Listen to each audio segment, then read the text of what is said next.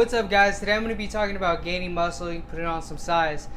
The number one key to putting on muscle is consistency. If you're not consistent in the gym, you will not make any progress, and if you do, it'll be very, very minimal, and you probably wouldn't even notice the difference.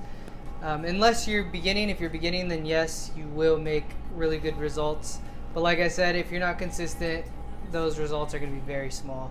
But when you start out, you want to make sure you're in a caloric surplus, meaning you're eating more calories than your body is consuming in a day. So it was more optimal if you could find out how many calories you're actually burning in a day, on a daily basis, especially with weight training. You need to find what exactly your body is burning up. That way you could try to add on as much muscle as possible and at least fat as possible. If you're too high in a surplus, you're going to end up putting on a lot of muscle mass, yes, but then again, you're going to be adding a lot of fat to your body as well. And fat is really hard to lose once you have it on. And especially when you're going on a cut and you want to keep as much muscle mass as you can. But then again, you have to cut for even longer because you went a little bit overboard and you gain too much fat. So that's why, use the bulk and cut method. When you're ready to bulk, you put on size, you may put on a little bit of fat. So you need to be careful. You need to make sure you're in a slight surplus. That way you're just putting on as much muscle mass as possible rather than fat.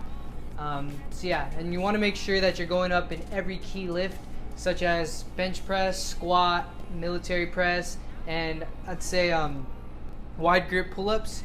As long as you're going up in weight in those 4 exercises, you're going to be putting on a lot of strength. But then again, you want to do other stuff that's going to help you move up that weight. So you want to make sure you're doing incline, you want to make sure you're doing chest flies. So you're going to do a wide range of different other things.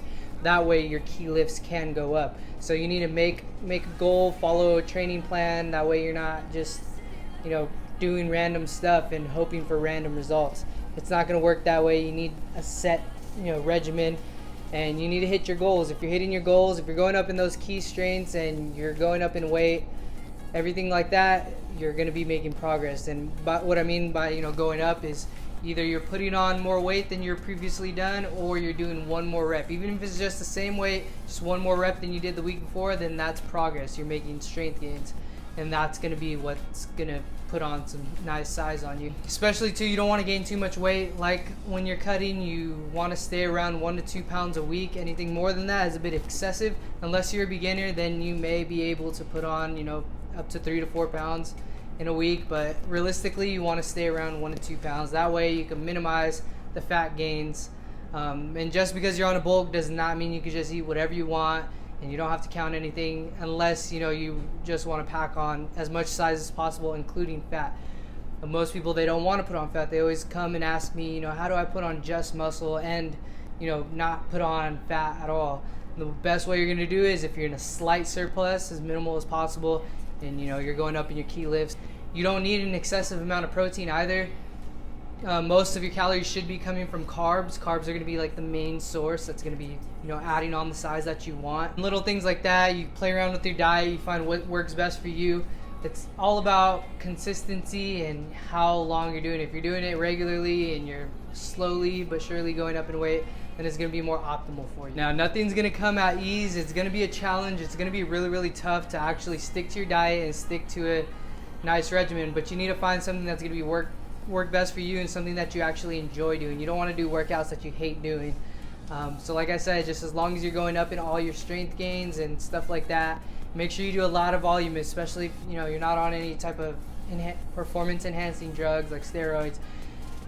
Consistency and hitting the muscle group up to 2 to 3 times a week is going to be the most optimal for a natural lifter. But it's all going to boil down to your diet and how hard you're actually training, how hard you're pushing yourself. That's going to give you the best results possible. Don't think that it's going to come really, really fast or come really, really easy. It's a long process, really, really long. So just enjoy the process, and hopefully everything works out in your favor if you're doing everything correctly. Now, this is Daniel Mesa. Be sure to follow my Instagram at dmesa_fitness. And as well as like, comment, share, everything, all that good stuff. Much more videos to come too. I want to start doing daily videos, like a day on the life, so you can see exactly what I'm eating, how I'm training and stuff like that. The more views I get, the more motivation I'm gonna have to actually be doing these type of things. So if you could share, like my videos and actually give me some type of feedback. So again, my name is Daniel Mesa, and that's how you put on some sauce.